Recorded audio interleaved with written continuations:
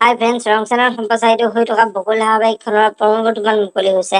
আপোনালোকে যদি এই বকুল ধাৰাবাহিকখন চাই ভাল পায় তেনেহ'লে ভিডিঅ'টোত এটা লাইক কৰি আমাৰ চেনেলটো ছাবস্ক্ৰাইব কৰি ল'ব।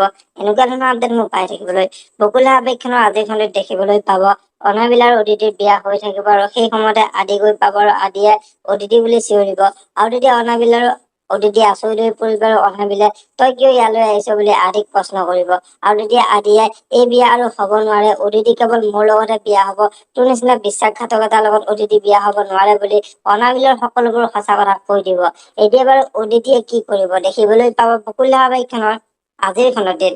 আনফালে আজিৰ খণ্ডটিত আদি দেউতাক ইন্দ্ৰৰ ওচৰলৈ যাব আৰু ইন্দ্ৰৰ ওচৰলৈ গৈ তই মোৰ লগত কিয় এনেকুৱা কাম কৰিলি, তই কিয় আদিক ঘৰৰ পৰা মনে মনে উলিয়াই পঠিয়ালি, তই মোৰ লগত বিশ্বাসঘাতকতা কিয় কৰিলি, তোক ইমান দিনে মই বহুত কামুৰিবলৈহে মই পুহি ৰাখিছিলো নেকি, এতিয়াই তোৰ মোৰ ঘৰৰ পৰা ওলাই যা বুলি ইন্দ্ৰৰ আগত কব আৰু তেতিয়া ইন্দ্ৰ আচৰিত হৈ পৰিব আৰু দৰিকাই দেউতাকৰ ওচৰলৈ আহি দেউতা আপুনি এইবোৰ কথা কি কৈছে, ইন্দ্ৰদাক আপুনি কিয় ঘৰৰ পৰা উলিয়াই দিব বিচাৰিছে, ইন্দ্ৰদাক যদি আপুনি ঘৰৰ পৰা উলিয়াই দিয়ে তেনেহলে ময়ো ঘৰত নাথাকো বুলি দৰিকাই দেউতাকৰ আগত কব। এতিয়া বাৰু দেউতাকে কি কৰিব দেখিবলৈ পাব বকুল ধাৰাবাহিকখনৰ আজিৰ খণ্ডটিত। যদিহে আপোনালোকে বকুল ধাৰাবাহিকখন চাই ভাল পায় তেনেহ'লে ভিডিঅ'টোত এটা লাইক কৰি আমাৰ চেনেলটো ছাবস্ক্ৰাইব কৰি ল'ব।